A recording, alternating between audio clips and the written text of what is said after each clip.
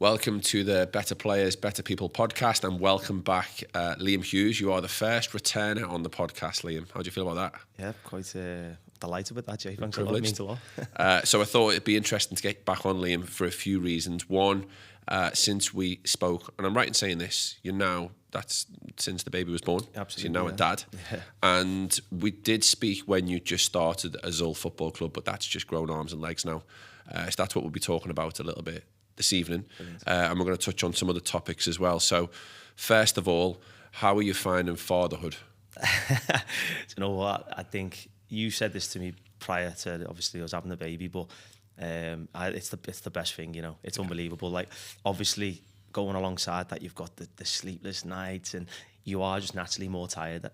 But to be honest with you, there's nothing better than, like, he's probably about, I think, 14 months old now. He's now got a ball at his feet every now and again, and he's growing a personality. So it's nice. It's nice to see. Is it Project Mbappe? I think that's probably too far. I was thinking more probably Project Tarkovsky will do us, I think. Yeah, I mean, you know my opinion on genetics, so I've seen you play, Lee. What I wanted to ask you is, because this is something I reflected on, obviously, with Thomas now, he's 6, and teaching every day. Have you had that reflection yet? Have you had that moment? Maybe not, because he's only 14 months, but has it impacted you as a coach?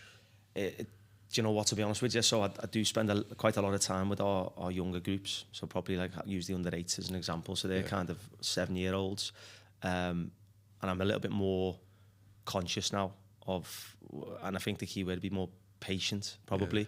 Having a young child in the house, you've got to quickly learn patience, as you'll know. So I think I'm a little bit more patient now with that age group, which I've caught myself on a couple of times going, you wouldn't have behaved like that 12 months ago. You might have maybe not barked, but maybe sped them up a little bit. But now definitely a bit more patient, I would say.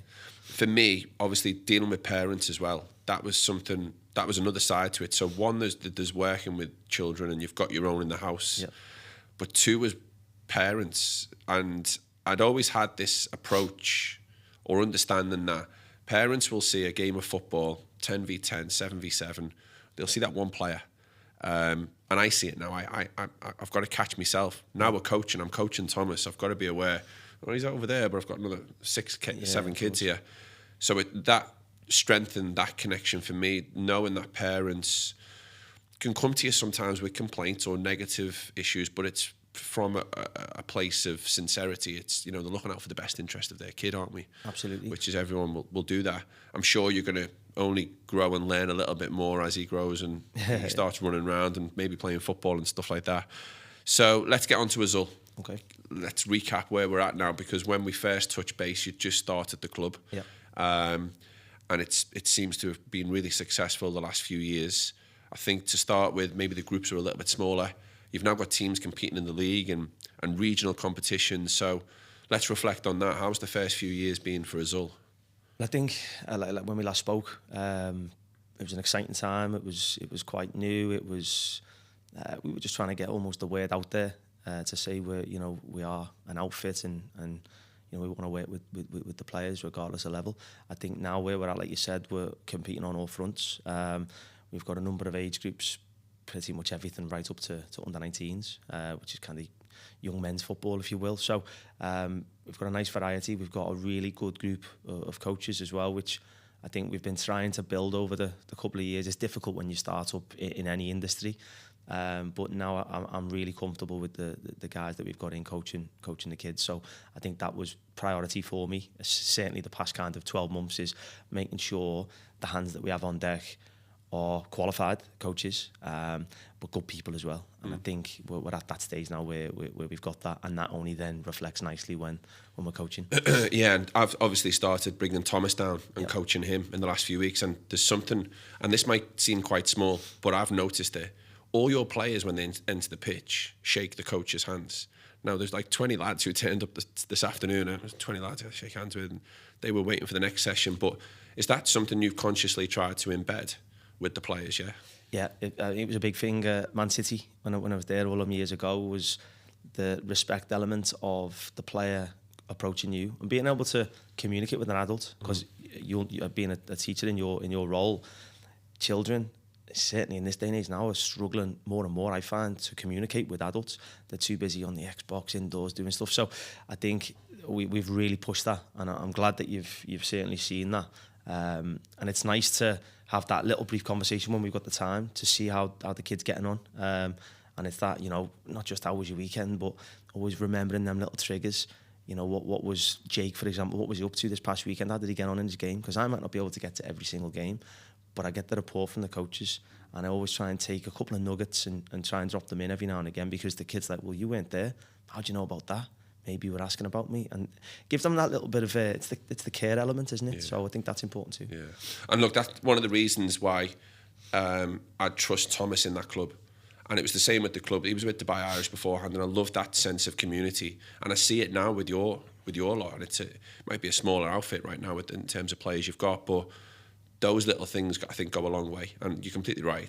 Kids probably sometimes, or not probably, sometimes might struggle approaching an adult. Yeah. But it's a positive interaction straight from the get-go. Absolutely. They come in and it's straight off to a positive start, no matter what's happened maybe at the weekend and things like that. Okay, look, we want to talk about coach development. I know it's something you believe in passionately. So tell me about Azul. How do you develop your coaches? I think a big thing for us at the moment, I won't need to mention names, but we've got a couple of coaches that are wanting to make that next step. I think from our side, maybe 2 years ago, we might not have been able to have supported them financially the way we might have liked to, so we've had to kind of think outside the box a little bit. I've had to use my, I suppose, expertise and experience to help grow those coaches over the years, but I think we're in a position now where we can support them.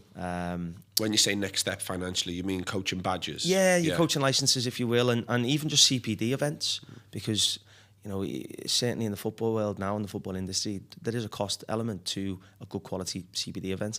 The best ones I've been to the last couple of years here on the ground have been with Brownie, Chris Brown, who runs the Mina Cup. He's had some great people across, and whenever they're held, I try and almost force feed those. You make sure our coaches go. Certainly the last couple, I've sent 2 or 3 of our lads to make sure that they're picking up on all of those kind of habits and all of the information, I suppose. But to go back to your initial question, we're always in constant conversation. We're always chatting. We have a weekly meeting, and at that weekly meeting, coach education's always on that list. How can we all get better? And that's not just the coaches; it's myself as well.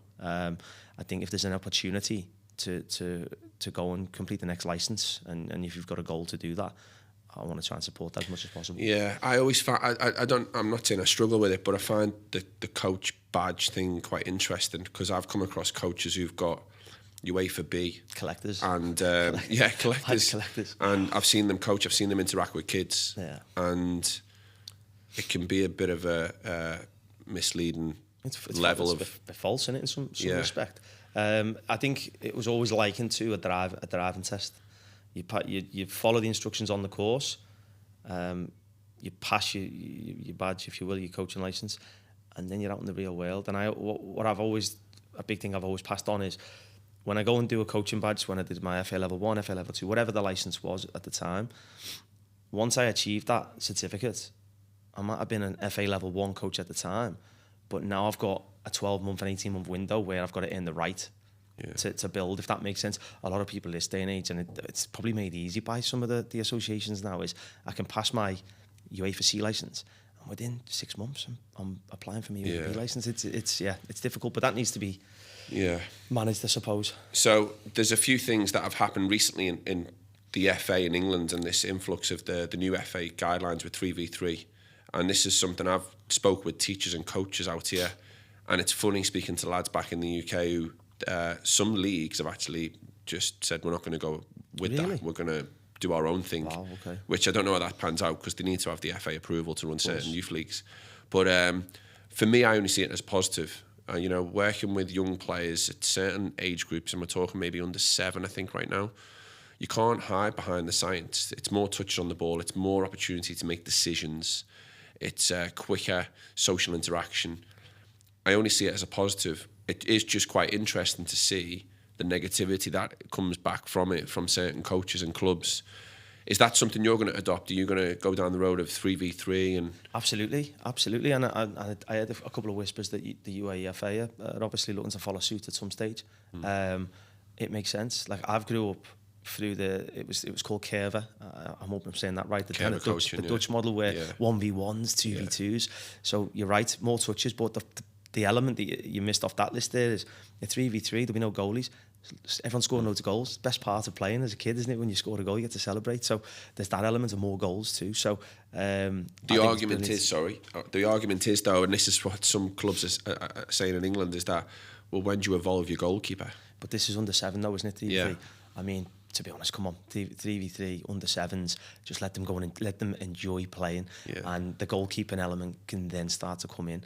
I mean, I've seen them years ago. They were brilliant. The advertisements in the newspaper. Obviously, I'm showing my age here, but it was like looking for an experienced under 9 goalkeeper to join the Sunday League, and you're just like, oh, under 9, how experienced can you be? Yeah. So I'd be dead against that. Listen, it's 3v3. Don't need a goalkeeper. Go and enjoy it. Yeah. So that's obviously a step in the right direction. That is what I would say evolving. Yeah. What happens when clubs don't evolve or coaches don't evolve? What's the issue that creates then? Because we've probably worked with them. We've probably experienced them. Absolutely. What do we say to parents or players who might not even be aware they're in a situation where they're not evolving? How do we tackle that? It's education, isn't it? It's educate. You've got to constantly be educating, and you've got to have people buying in. So, like, to go back to that 3v3 bit you've just mentioned, I assume most of the time the first thing has been a negative comment. The negative comment I've heard is, what happens if we've only got one coach?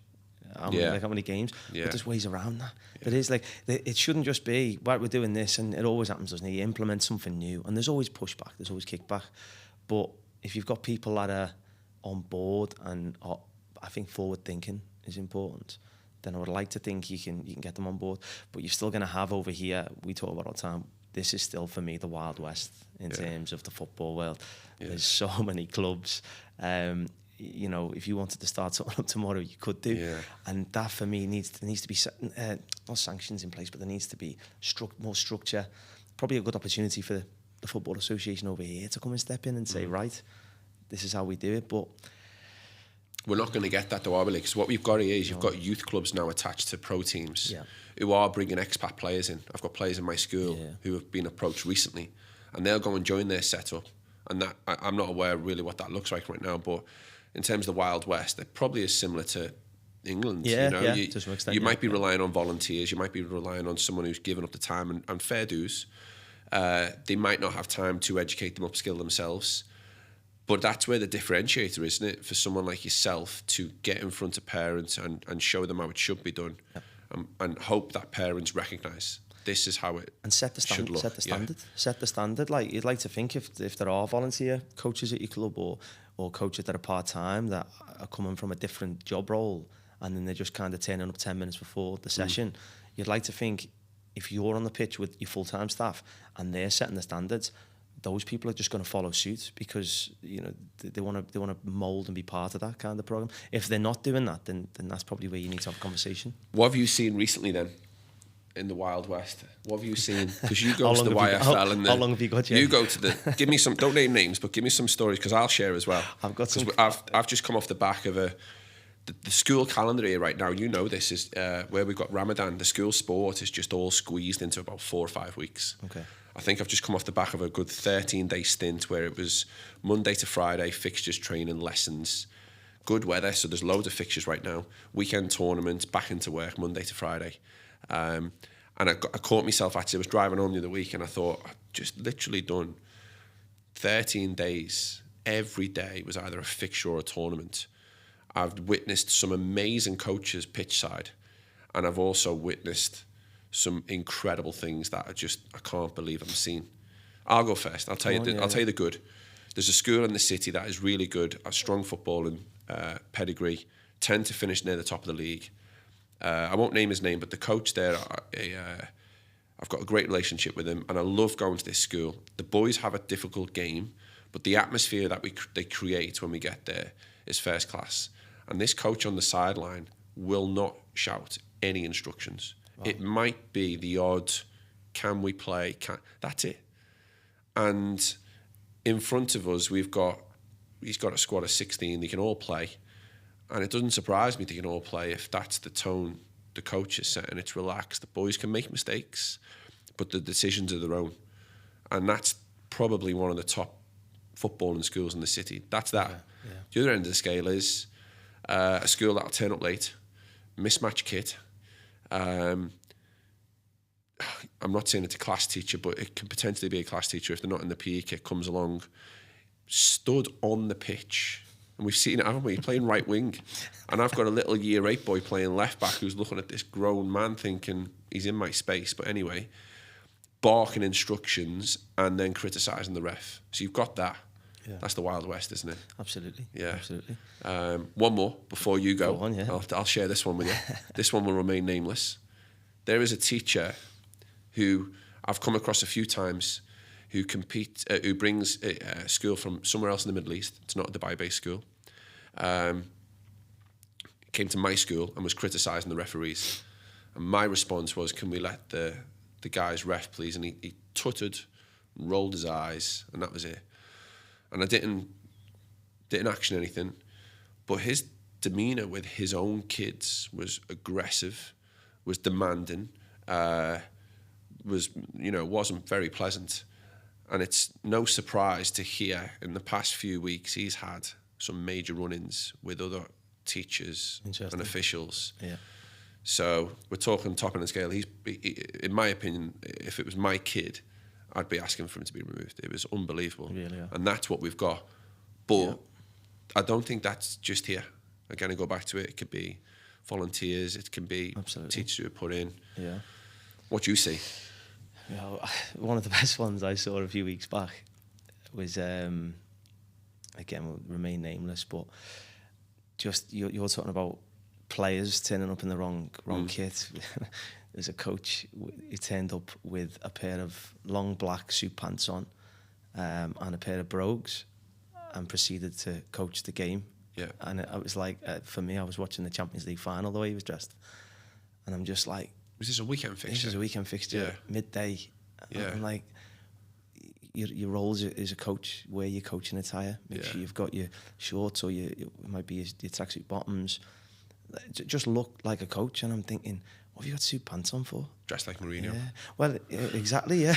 Yeah. And I'm sitting there thinking, is he going somewhere after? Is he in a bit of a rush? Yeah. Or there's the other side of that as well. Again, going down the coaching route is coaches wearing like flip-flops.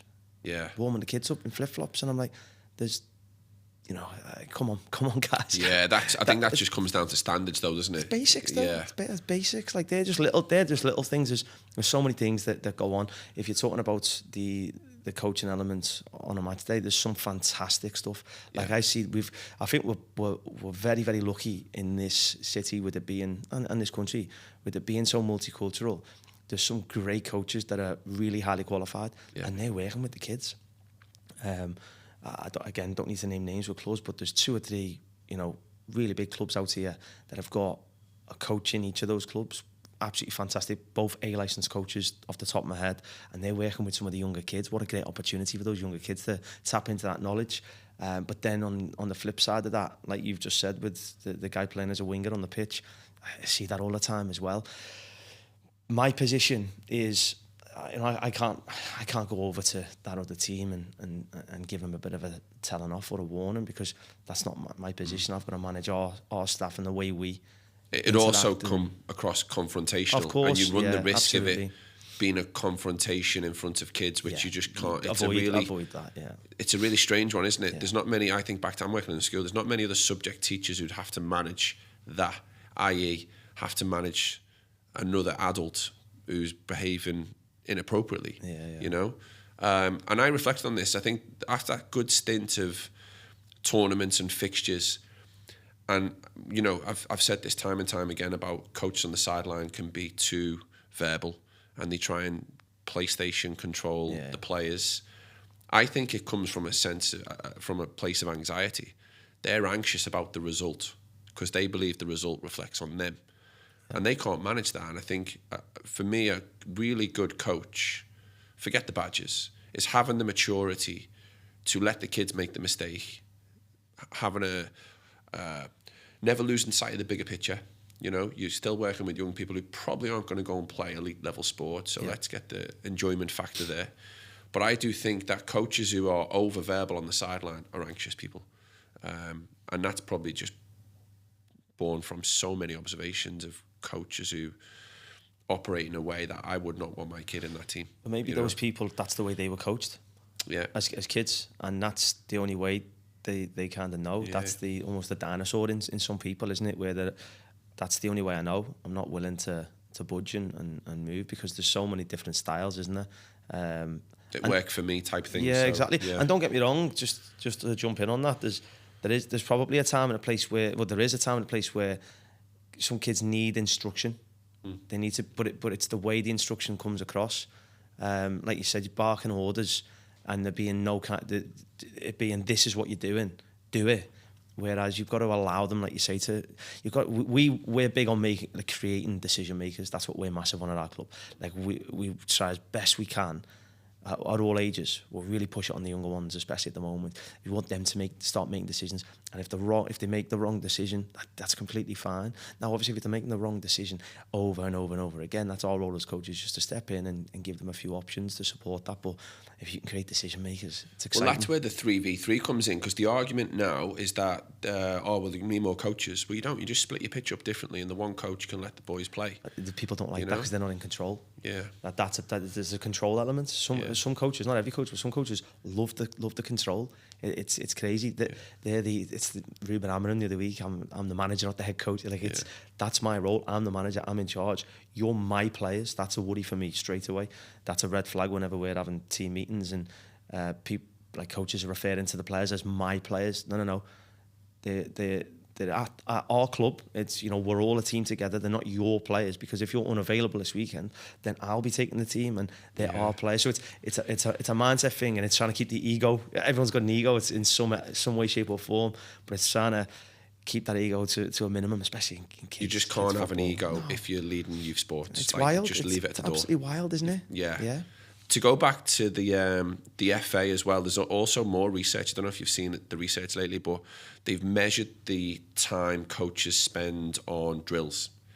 And it's actually the same amount of time still as game situations, when really it shouldn't be the case.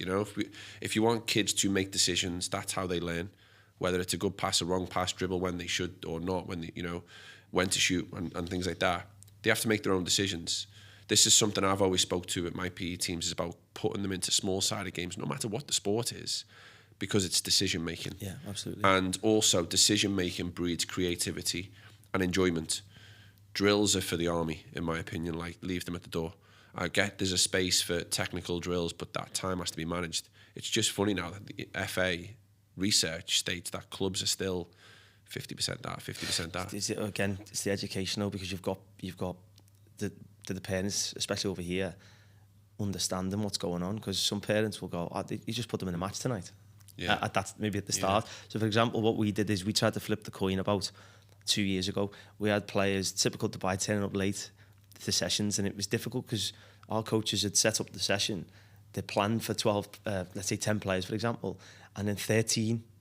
That ends up being the final number 15 minutes into the session. So, well done to the coach for adapting. But every single session this was happening. So what we started doing with certain age groups, our arrival activity, we flipped it from kind of some rondos and some other stuff to mini 2v2s, 3v3s. Because it was a match, the younger kids especially don't want to miss out on that. Yeah. What do you think you can watch a team play and suggest that their coaching style that their coach has or their training is outdated? Can you gauge that from how the team plays? Usually, yeah. So what would that look like? Because this might be really interesting for parents to hear. Yeah, I mean, attitude on the pitch. Yeah. So I think the way that the kids are behaving as a collective, every now and again a team might have one player who's just that little bit over the edge. That is what it is. But if they're all kind of right on the edge there, and it's about to get really lively, very rarely would you see the coach just sitting down and relaxing. There's usually a trigger there, isn't it? That coach might be on them as well, and it's a boiling point. The coach has got a responsibility there to manage that. You see that quite a bit over here, I would say, where it's because there's so many nationalities, there's so many different ways of coaching. But I do see that quite often where the coaches barking orders aggressively, the players, that you're looking for that next tackle, especially the older age groups. And when that next tackle goes in, potentially does it break out into a little bit more? So that's the coach's role, manage those players. The emotions, that's the emotional side, definitely. I think you see it when you see they don't rotate the subs. So they'll leave the subs like it is a Champions League playoff. I'm not changing it, yeah. They won't rotate them. The set as well. What about that one? Where I see this quite a lot. They have the same subs every week. Yeah. It's like those same 3 boys are known as subs. Yeah. How's that for your morale? Yeah. You're basically being told that you're not good enough to start a game. You've got to be cute with how you do things within a team environment. Players have got to earn the right, especially at the older age groups. But how do you make sure there's that opportunity? Because it's seen as a reward, isn't it? And also, I think just on that, like you'll see players play in a position that you can kind of tell they're there for maybe the size, and they'll put the big lads at the back who can kick it long, and that's how they'll play. And it won't be encouraging play from the back. It won't be encouraging them to get on the ball. It'll be kick it long type thing. Yeah. It's almost like adult tactics, isn't it? We're both Everton fans. We've been there, haven't we, with dice ball? It's probably like that applied to a youth level. And again, I go back to what I said before. That coach or teacher's not got the bigger picture in mind there. Win at all costs, isn't it? Win at all costs. The best 12-year-old might not be the best 15-year-old. But flip that. The lad who you might think's behind at 10, he could be a player at 15 if he's given the right chance and absolutely. so on. Just continuing in the same vein, talking about coaching standards and things like that. Just a few questions here which might guide parents. First of all, is it controversial to say not everyone is fit to coach? No, it's not controversial. Not controversial? No, absolutely Because we've touched on that, haven't we? Yeah, on what we've seen. It's not controversial. So, with that, what are the red flags parents should look for in youth coaches? What would be your top 3? For me, it would be over-instruction. You're not going to create decision makers or creativity or enjoyment if the coach is continually barking on the side. What would be yours then? Safety, definitely one of them. Yeah, safety would be in there. That's with the youngsters, but it's also with the older kids. Is the coach watching the session? I see coaches on the phone quite a lot now, don't we? I think now in this day and age, it's I'm doing a register kind of all that. I'm not buying into that. Like, just put your phone away and concentrate on the kids. So if they're engaged within the session or within the game, watching, brilliant. That's a good start. If it's the opposite, then there's a red flag there. Safety, absolutely. The management of that session, and then the questions you should be asking as a parent if you're joining a club. I've gone through this time and time again. Is that coach qualified? Because that's a massive start. Have they got the first aid certificate? Because we go back to safety, and also are they safe to be around kids? Like, they're just basics for me. But over here, those questions aren't asked. Yeah. Ask those questions, because if you get the answers that you want from that, brilliant. It's good that you're underway. You're talking from a football club point of view. From a school, we'd have quite stringent compliance. Yeah. What's it like in the football academy world? And surely you must have to have a level of compliance then. Yeah, you do to work in the schools. So obviously you wouldn't be allowed to work in the schools if you don't have them. So then there's a number of clubs that work in tangent with schools. So they're all covered, obviously. But I can only speak for ourselves that, we have it's massively important when onboarding new members of staff that they tick numerous boxes from those things I've mentioned already.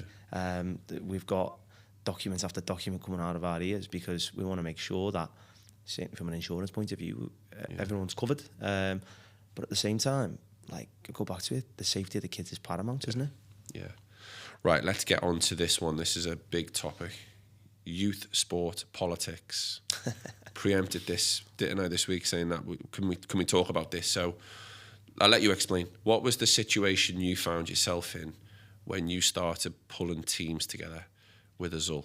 You know what? It was interesting, and there was a little bit of expectance around it, because you're not gonna please everyone. You can't keep everyone happy.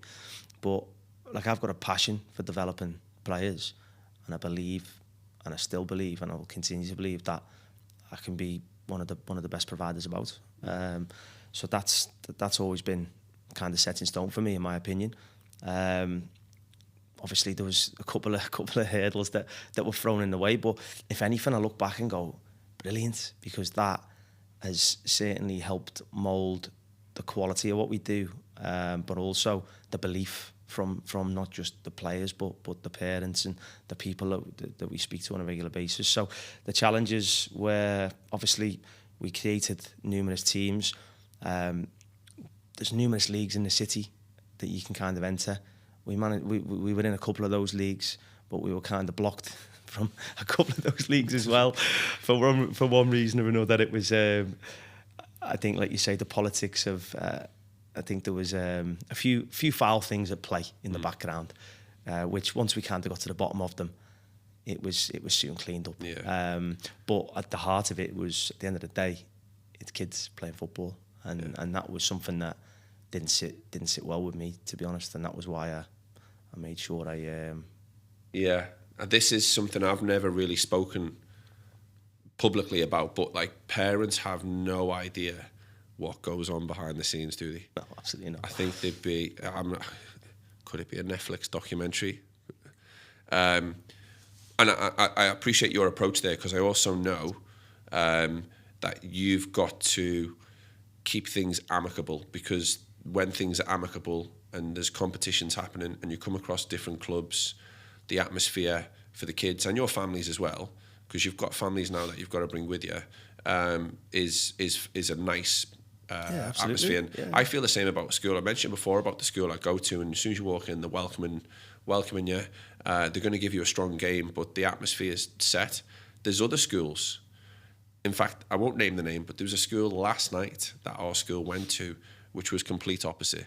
It was nothing but animosity. There was controversial referee decisions which were argued, and it was just no need. It was a Year 8 game. It didn't surprise me knowing the school that they were going to, because I know that winning is high on their agenda. Okay. So we'll leave that there. I will share one story that I've had, and this was a few years ago now, but there's an organisation in the city that looks after an awful lot of school sport, which I was part of in terms of a committee. And I sat on that committee, and I'd give up time to plan events and leagues and initiatives born from the passion of just wanting to provide opportunities. There was no money involved. It wasn't about that. At the same time I was part of that committee, there was another committee set up with Sports Council which wants to offer further opportunities. And I was asked if I'd join in with them. So that was kind of the way it went, thinking it'd be fine. It's my time. Yeah. Supporting that initiative was not well received by the people on the committee at this initiative, right, because they felt threatened by this programme. And that kind of ended my time with this organisation here.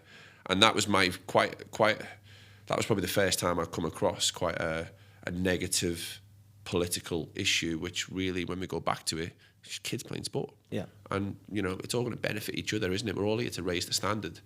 But I go back, parents will not have an inkling of what goes on behind the scenes, will they? And it's probably not just the stories we're sharing here, it's probably happening daily. They've been going for years, and it'll continue to happen, moving forwards. But this is where, it's good to discuss it and chat about it, because, there's going to be people who come a little bit unstuck. And if I can support and, help them in any way, shape or form to kind of get through those barriers, because that's what they are, barriers. Yeah. I'd like to think, we've... I think you had the parents aware, didn't you, of your situation? I think you had a bit of parental support, didn't Absolutely, you? In getting it resolved. Yeah. Listen, parents aren't soft as well. Like parents know what's going on. People talk in this city, and I think that was something that was completely underestimated on the other side of the fence. And when those parents started talking, the noises started getting louder. Yeah. You're then seeing people starting to retreat into those little holes. Yeah, I remember you going through it as well. And the observation I had was like, this guy's just left to set his own club up, more than qualified, more than able. You've been coaching now for nigh on 20 years. That's your prerogative and your right to do it. And there was someone getting in the way of it. attempted to get in the way with it. It was just baffling. Yeah. But I think the way you handled it, I think you'll have come out stronger from that, and I think the parents would have seen the way that was handled as well. Yeah. So kudos to you, you know. So let's leave the politics. That's done. Let's move on. Let's talk about the pressures, because you'll have pressures as well. I'm sure your parents, as much as they are pleased with the coaching that's going on, when the weekend games come, they'll want to see results, or at least improvement. Yeah. How do you find maintaining or just keeping the values at the first and foremost what your club's about under certain pressures, which you've got? Maybe venue constraints might come into play, financial constraints, because a pay-to-play club in the city is quite expensive to launch and run and operate. Absolutely, yeah. How do you manage to put the kids first with all that going on in the background?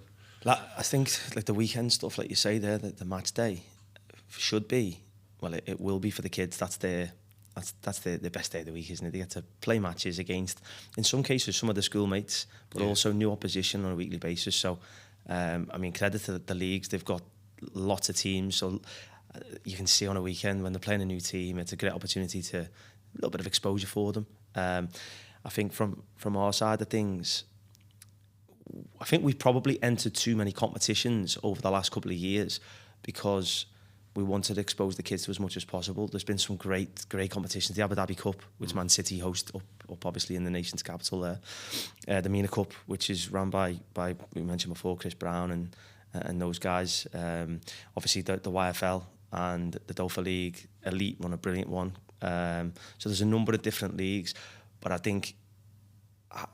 always think more matches, more opportunity is good for the kids. I think it is. There's been chances where we've had numerous times this season where we've been able to give kids, a double game. We've had to do it strategically, but there might be a kid that's got an opportunity because maybe he's of age and he can play across two age groups, where and when possible.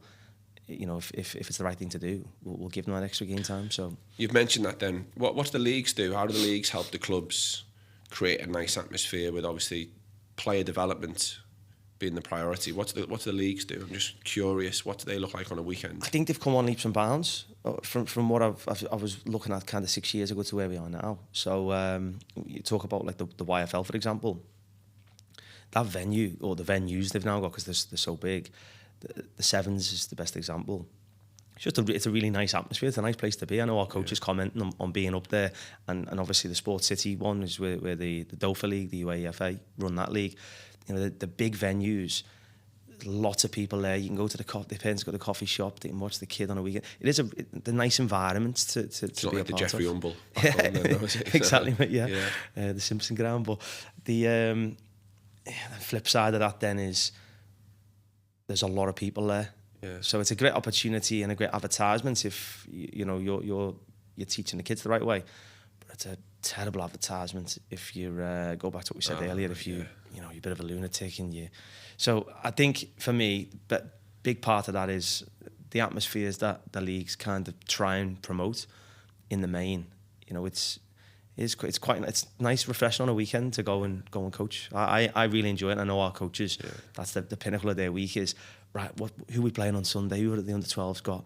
And then can we go and support the under 13s if their time's different? And yeah, it's nice. It's a nice atmosphere. So I've got all this to come with Thomas if he keeps up. Football. Yeah, exactly. It's cool. It really is. The Sevens will obviously Sports City. I know Elite run theirs out of I think Jumeirah. It's nice. It's nice. A nice reward for the kids. Okay.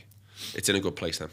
At the minute, they've all got a lot of work to do, but it's been refreshing to see over the last 6 years. Certainly this year, they've now the amount of cheaters over there. You've seen them over the years, throwing kids in different age groups and all sorts, just trying to win.